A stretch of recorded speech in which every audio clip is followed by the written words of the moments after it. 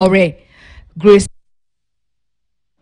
Now, moving on, UDA presidential candidate Deputy President William Ruto has turned the heat on his boss, President Uhuru Kenyatta, accusing him of using state agencies to influence the outcome of the August polls.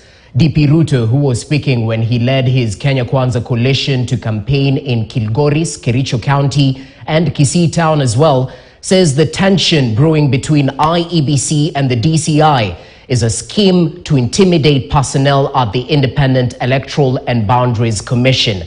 Our senior political affairs reporter, Jeff Kirui, with the details. Sunday morning, the historical Kapkatet Green Stadium in Kericho County was the host to Deputy President William Ruto's bid to galvanize his political backbone in his race to State House.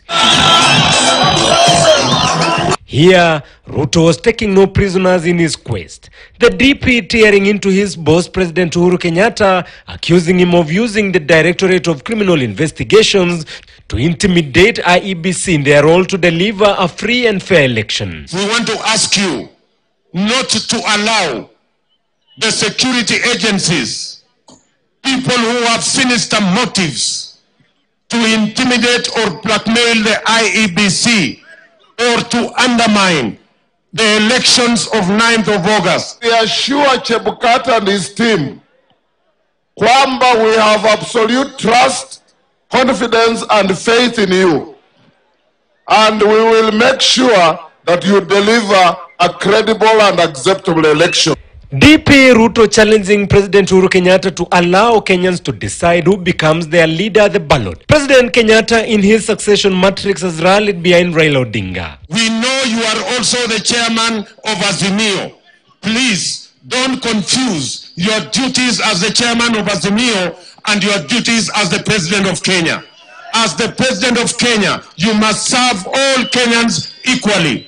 You can support your project as the chairman of Azimio, but you must always remember that you have a duty to the people of Kenya. The Kenya Kwanza brigade saying they will institute inquest into involvement of state officials in meddling with the electoral process.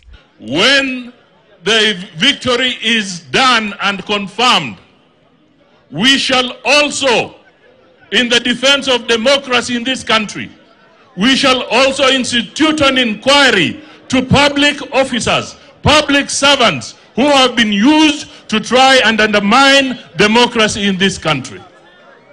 And we want to tell you that you can undermine democracy, but you cannot defeat democracy.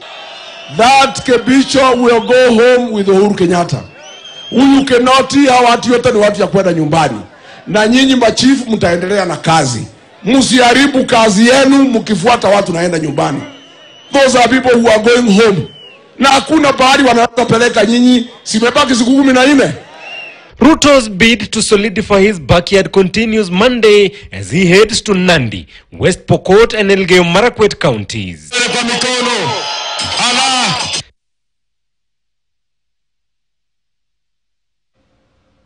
Now, away from the political developments, we've just received breaking news right now.